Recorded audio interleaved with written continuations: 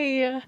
As you can tell, I'm in a different room than normal. This is Betty Guadagno's boyfriend's room. I'm staying with them this weekend. It's been really awesome. I haven't been to New York since before I had a kid, so this is really cool. And this is also where my most of my spiritual experience unfolded was in Brooklyn. Betty and I did a tour last night of our respective apartments where our experiences happened. It was really beautiful because just to see the space where we basically God entered our lives, and it was really neat that they were both happening. They both happened in Brooklyn. Um, my experience unfolded over 2 years, so really it happened over four apartments. But I visited the place where it started, where my spiritual experience started, where I wrote that big promise in my journal, and then the light came over my bed. This was really neat to see. The apartment looks exactly the same. I didn't go inside, just outside.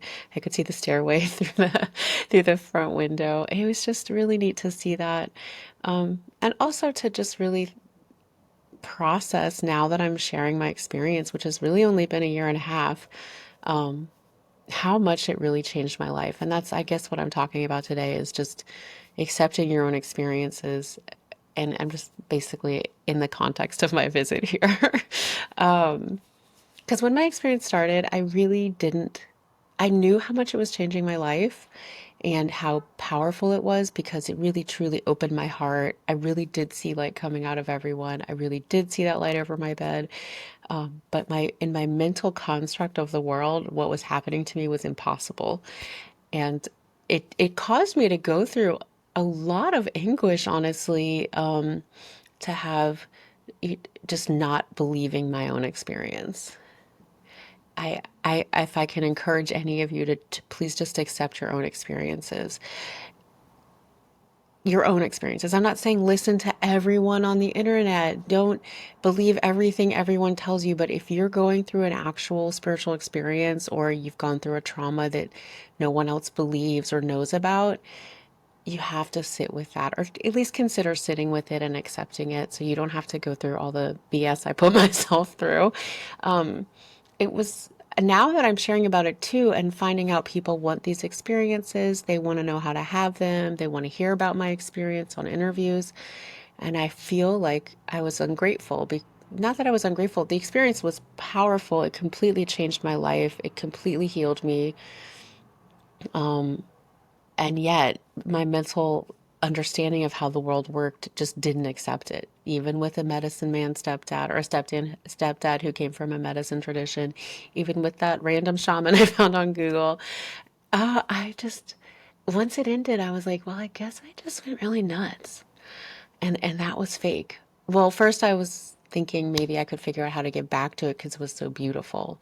But then I just, as you know, I just denied it for a really long time. So coming back to Brooklyn and talk and like seeing seeing the apartment and giving a talk on Sunday about my experience. And I've invited some of my normal friends, regular, not just spiritual people. It's kind of wild to say, yeah, this was really what was actually going on with me. I was actually having these spiritual experiences the whole time we were hanging out. So it does feel a bit of I'm like bridging the two sides of myself, and it feels really, I think a lot of my fear is just mental because actually nobody really cares. Now, people are either supportive, or they're just like, cool, yeah, that's great. Like, everyone has their own lives going on, but in my mind, coming out to share this story has been a big, big, big process for me. Not, no, first to accept it and then to share it. The original topic I wanted this video to be about was about the split self and blending the two selves. And so honestly, this relates because I had a split self from my trauma. Then when I started healing, was I had my beautiful spiritual experience and I did have to live two different lives because when my trauma happened and when the spiritual experience happened, life just doesn't just stop. I didn't get to, the first night the light came over my bed, I did want to go move to the woods. I was like, I want to feel this feeling all the time. I want to just be with God. I just wanted to be with God. I didn't know what that meant. And I thought I would need to leave my life to do that. But my life kept going and I kept having these spiritual experiences as I was going through my life. It's really, really powerful. But it did, like, once it ended, it was so, I knew how real it was, especially when I'm talking about it. It was so, I mean, I just felt all the light. I felt myself like becoming light. Saw it in everyone, the psychic dreams, all the things you know from my story if you've listened to any interviews with me. It's just wild to think that once it ended, I was like, nah, that was fake. That was not real. And I think a lot of us do that. So if you've had a beautiful spiritual experience or you've had an experience that changed your heart, whether for the traumatic side of it or the healing side, I do believe we get both, hopefully in one lifetime. Just trust your own experience, trust your own knowing and your own knowledge, and sit with it, journal about it, feel it. It's really, really just better to do it now. Don't wait 20 years like I did. My experience happened in 2006 and it's 2025. I haven't ever been back to that apartment after it ended. Like, I lived in New York and then I moved back home and I would come visit New York and I never ever went back to that apartment. And I don't know why. It was like I was just in such denial that that was a real experience, but it was. It was. So, yes, accept your own experiences, and it would be really great for you to do that because they're already sitting with you already. But don't try to escape. It's like a blend between accepting your experience and staying in the world. Yeah, so that's about it. I'm giving a talk on Sunday about my whole spiritual experience. It'll be at 1 o'clock New York time. I'll share the link in the description. And I don't know, I think that's about it. I kind of wanted to keep this to my New York trip because that's where I am. You can see Keith guitars in the background. That's Betty's boyfriend. And it's just been really neat. I'm going to go have lunch with a friend today. And, a friend that I was friends with during my entire spiritual experience. It has been hard for me to come out of the spiritual closet and say this was what's happening. I know, I just know my background was I thought I was schizophrenic, and I don't know if my friends think that or not. But this one friend I'm seeing for lunch, he's so supportive, and he's like, "I love your story. That's great. Oh, that's so cool that happened." I'm like, why? I have such nice people in my life. So that's really cool. That's really great. I hope you have your own spiritual experiences. I think many of us have had them. Many of us might continue to have them.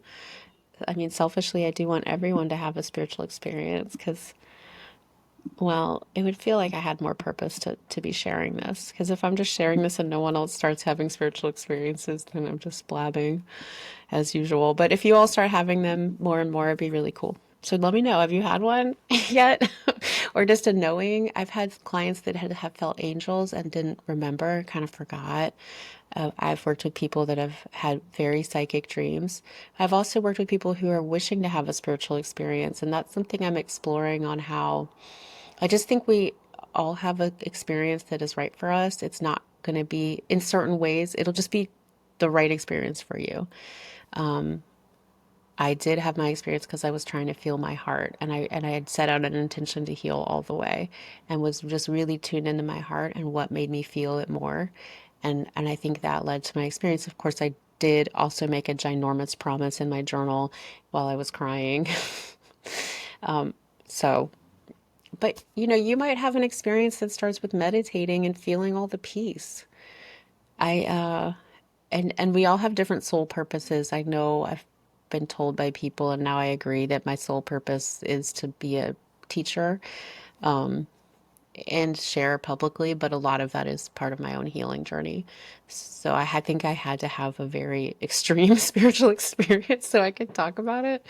But I think that you can have one that's just right for you. And I really hope you do because I'd love to hear about it and I'd love to not feel alone. And I would love to make sure that my sharing is not in vain. So go ahead and have one or let me know what happens. Just try to pray and meditate and get centered in your heart and the love. Yeah. But I guess not all of us are supposed to be mystics.